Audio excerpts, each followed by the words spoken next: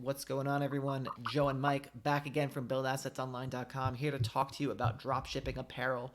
Whether it's a good idea, a bad idea, a mediocre idea, we're going to learn all about it. But quick announcement, our membership is open this week. If you're new to the channel, you're probably not going to care because you just met us, but if you are interested in getting into our Elite Fleet Plus membership, where you get access to all of our courses, exclusive office hours where you can ask us questions on the voice chat, a one-on-one private coaching channel, and a private Discord community, you can check that out, buildassetsonline.com/membership.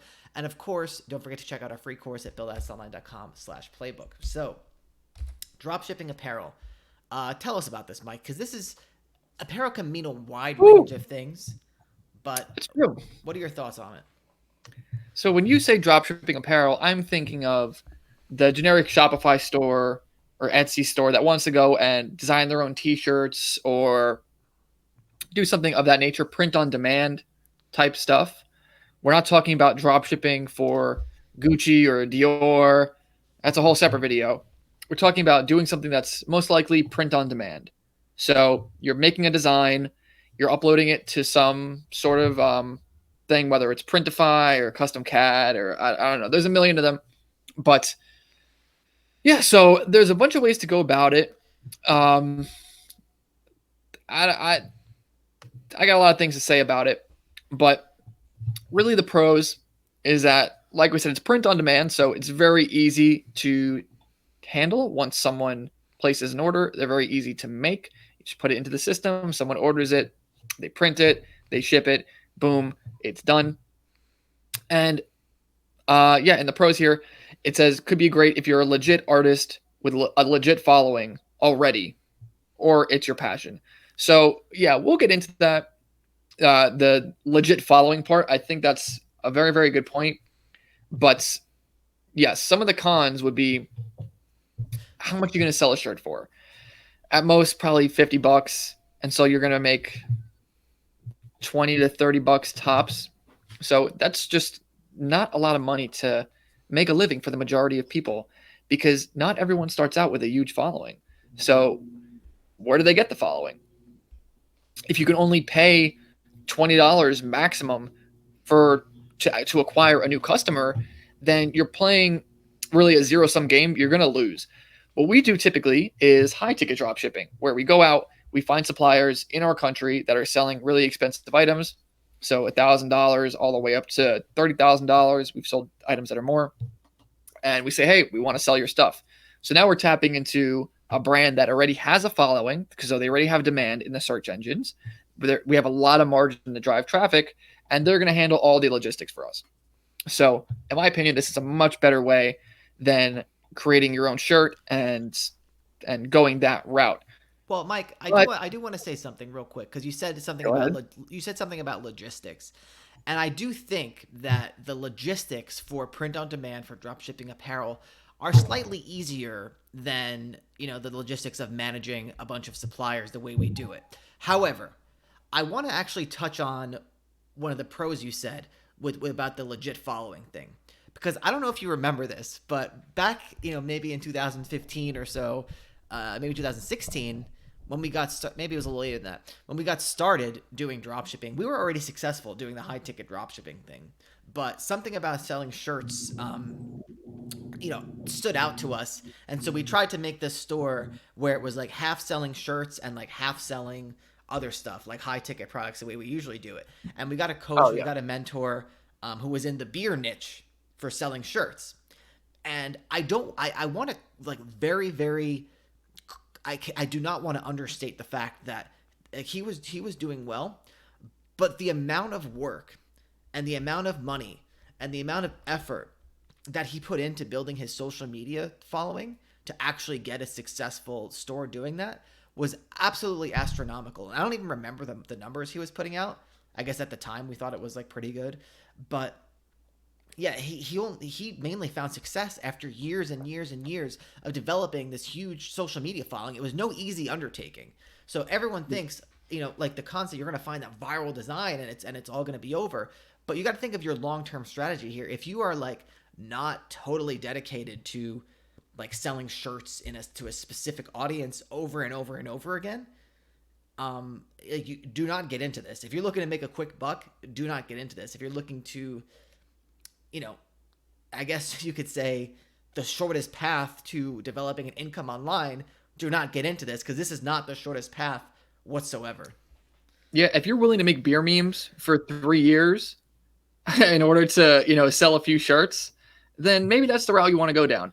But yeah, I don't think that's why most people are getting into it. I think most people have an are drawn to this idea because they think that it's something they can use to make money quickly and have a business quickly. And in reality, that's just not the case, because I think a lot of the reason people buy shirts is because they feel some sense of community, or they like the brand or person they're buying it from. So you either have to create a community or you have to create a following for yourself or your brand. That's really it. Um, and so is that a route you want to go down? Because to me, that's going to take years. But so for the high ticket drop shipping, to juxtapose that, we're already tapping into brands that have followings. We're already tapping into people that are searching for these exact brands, and they're items that you don't need. Like, people don't care necessarily what brand it is. Um, like, if you're gonna buy a slop sink, what would you care if it's this brand or this brand? No, you're looking at price, you're looking at specs, and so it's a lot easier as a newbie who doesn't know how to create nice designs, doesn't know how to do social media marketing, to actually get off the ground and make a couple $100 per sale. So it's a much easier route to take. And on top of that, if I had to do print on demand, what I would do is I would do high ticket drop shipping, and I would use these print on demand shirts as like an incentive for people to buy. So, hey, you buy a slop sink. It's not the best example, but people love free shirts. So if your store is, your store is Home Depot, someone buys a slop sink, and when they buy a slop sink, they get a free shirt. Hell yeah, they're going to be way more incentivized to buy from you.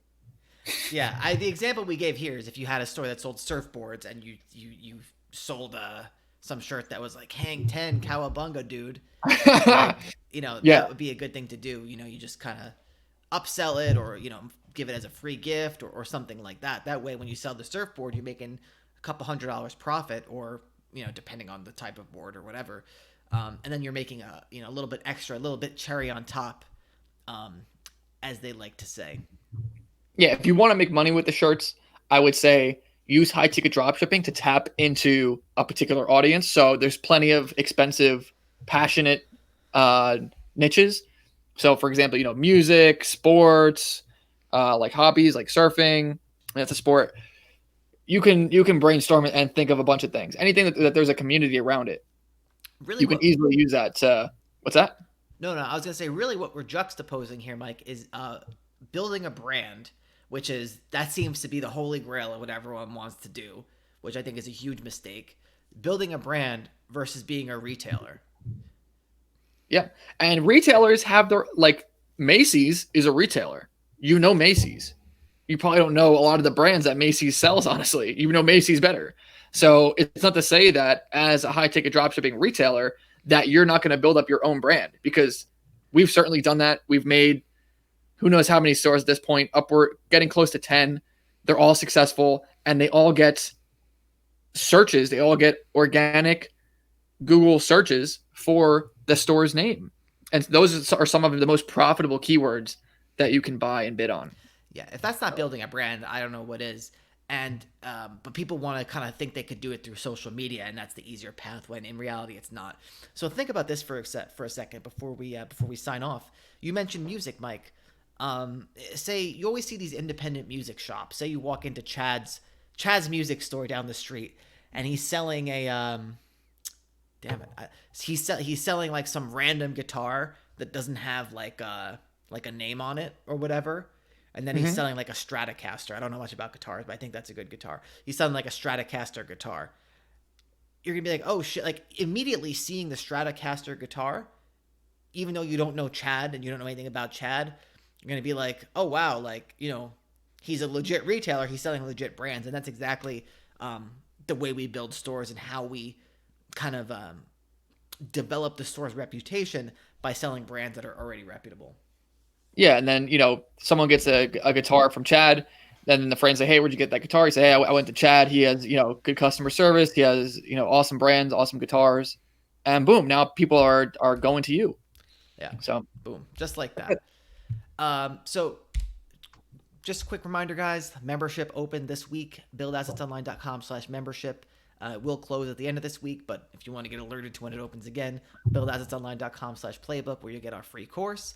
And that's take it it. easy. Take it easy.